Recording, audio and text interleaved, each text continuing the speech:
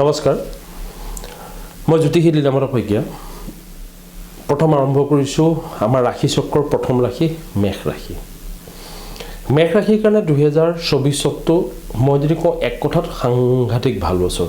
এই বছৰটোত আপোনাৰ ৰাশিত গুৰু বহি আছে ৰাশি যেতিয়া গুৰু বহি থাকে সি নতুন কিবা কামৰ লগত আপোনাক জড়িত কৰিব ডাঙৰ প্ৰজেক্টৰ লগত জড়িত কৰিব প্ৰথম কথা দুই নম্বৰ কথা হ'ল যে সি যিকোনো ধৰণৰ বিপদৰ পৰা আপোনাক বচাই ৰাখিব তিন নম্বৰ কথা সি ফাইনেন্সিয়েল পাৰ্টটো বেটাৰ কৰিব আৰু চাৰি নম্বৰ কথা হ'ল যে একাদশত শনি বহি থকাৰ কাৰণে আপোনাৰ গোটেই সমস্যাখিনিৰ সমাধান হ'ব কিন্তু মনত ৰাখিব যে মেষ ৰাশিৰ দ্বাদশত ৰাহু বহি আছে তাৰ কাৰণে অলপ যদি পইচাৰ ইনকামটো ভালো হয় খৰচৰ পৰিমাণো যথেষ্ট পৰিমাণে থাকিব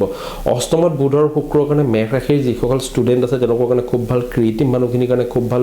ৰাজনীতিবিদসকলৰ কাৰণে খুব ভাল এই বছৰটো আচলতে গ্লেমাৰিয়াছ ইয়াৰ হ'ব মেষ ৰাশিৰ কাৰণে অত্যন্ত এজ এ হ'ল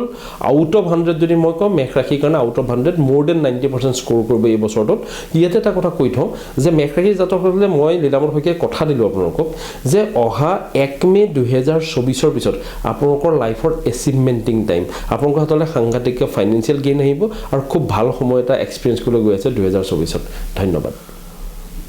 আপোনালোকৰ যিকোনো সমস্যাৰ বাবে মোক যোগাযোগ কৰিব পাৰিব মই মোৰ গোটেই যোগাযোগৰ contact number WhatsApp number email আপোনালোকে তলৰ লিংকত দেখা পাব আৰু মোক লগ পাব আপোনালোকে খ্ৰীষ্টান বস্তিত প্ৰগতি মেনৰ কাষত মোৰ নিজৰ চেম্বাৰ আছে মোক আবেলি 4টাৰ পৰা 8টা বজালৈকে তাত আপোনালোকে লগ পাব ধন্যবাদ